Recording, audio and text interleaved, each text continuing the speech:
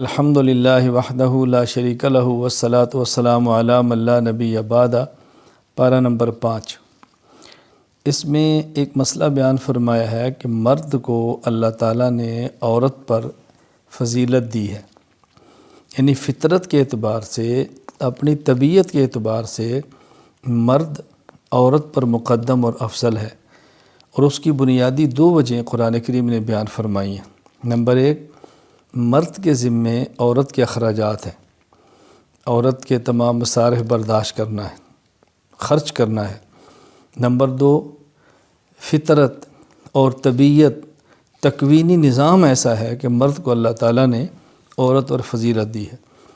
یہ بات یاد رکھ لیں، یہ عام مرد اور عورت کے اعتبار سے ضابطہ ہے، لیکن بعض خواتین علم و فضل میں یا کبھی جسمانی قوت اور طاقت میں کوئی خاص خاتون کسی مرد سے آگے نکل جائے تو اس سے ضابطے تبدیل نہیں ہوتے۔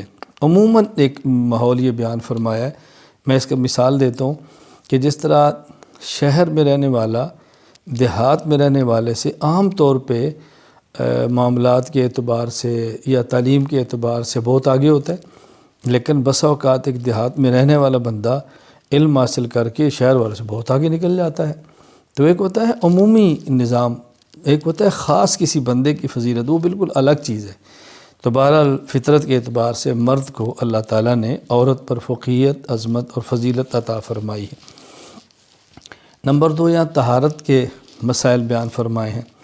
مثلاً وضو بھی کرنا ہے، جب نماز پڑھنی ہو، قرآن کریم کو ہاتھ لگانا ہو، یا کوئی ایسا مسئلہ جہاں طہارت کی ضرورت ہو تو وضو کرنا ہے۔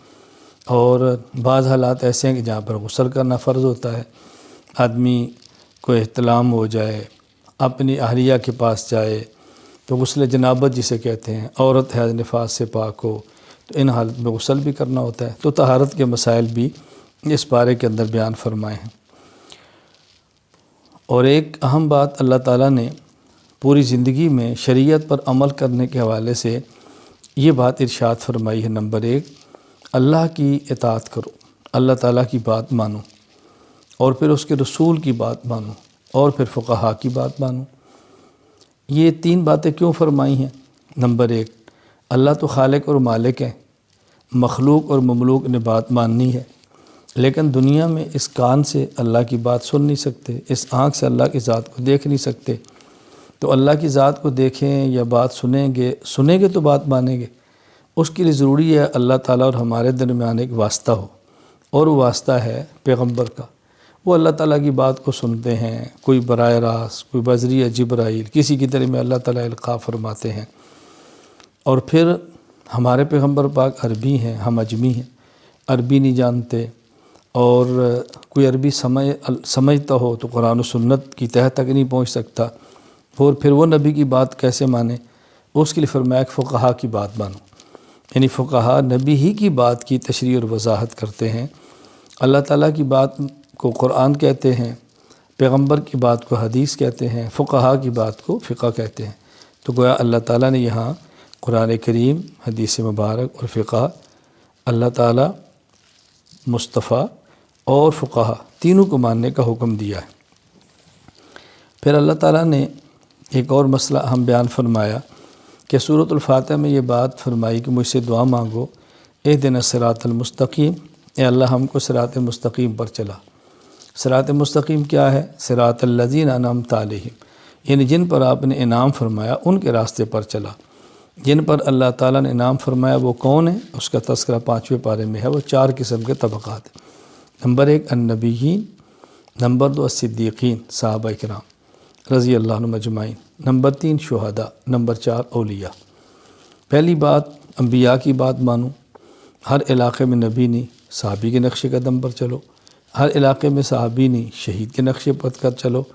شہید ظاہر شہادت کے بعد ہماری بات کو سن بھی لے تو بتائے گا کیسے، رہنمائی کیسے کرے گا؟ پھر میں اولیاء کے نقش قدم پر چلو۔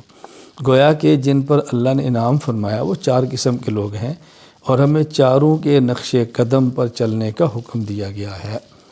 لہذا نبی کے راستے پر بھی چلنا ہے، صحابہ کو بھی تھامنا ہے، شہداء سے بھی قریب رہنا ہے، اور اولیاء امت کو ہرگز نہیں چھوڑنا۔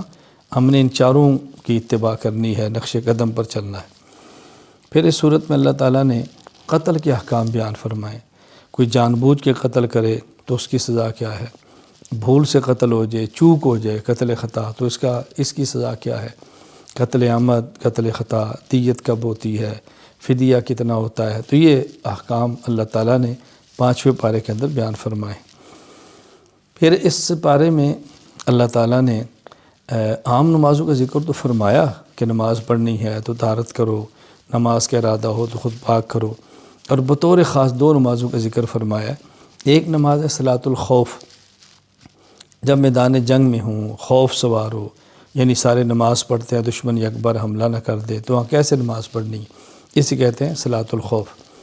اور پھر نمازوں میں سے بطور خاص والصلاۃ الوسطیٰ، عصر کی نماز کا ذکر فرمایا، کیونکہ یہ کاروبار کا وقت ہے، مشغولیت کا وقت ہے۔ عموماً اس وقت میں ذرا مسجد کی طرف جانا ایک تاجر کے لیے مشکل ہو جاتا ہے، تو یہاں پر بطور خاص عصر کی نماز کا ذکر بھی فرمایا۔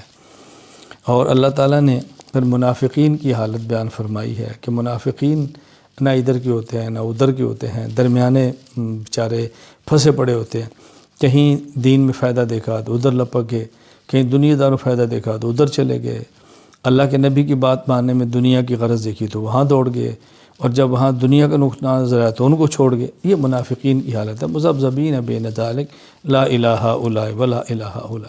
تو ہمیں ایسا نہیں ہونا چاہیے، مسلمان کو پکا ایک موقع پر رہنا چاہیے۔ نفع نقصان کا مالک اللہ ہے، دنیا میں کبھی بظاہر نفع بھی ہوتا ہے، کبھی بظاہر نقصان بھی ہوتا ہے، اصل نفع نقصان آخرت کا ہے۔ اور سب سے آخر میں 5ویں پارے میں اللہ تعالیٰ نے ایک بہت پیاری بات ارشاد فرمائی، ما یفعل اللہ بعذابکم ان شکرتم وآمنتم۔ دیکھو اگر تمہارا عقیدہ ٹھیک ہو، اللہ کی نعمت کا شکر کرو، اللہ تمہیں عذاب کیوں دے گا؟ معلوم ہوا اللہ تعالیٰ کے عذاب سے بچنے کے لیے بنیادی طور پر 2 باتیں بہت اہم ہیں۔ نمبر 1 عقائد کا ٹھیک ہونا، نمبر 2 اللہ تعالیٰ کی نعمتوں پر شکر ادا کرنا۔ عقیدہ نہیں، تمام عقائد کا ٹھیک ہونا ضروری ہے۔ اللہ تعالیٰ ہمارے عقائد بھی ٹھیک فرما دے، اللہ تعالیٰ اپنے نعمتوں پر ہمیں شکر کرنے کی توفیق عطا فرمائے۔ وآخر دعوانا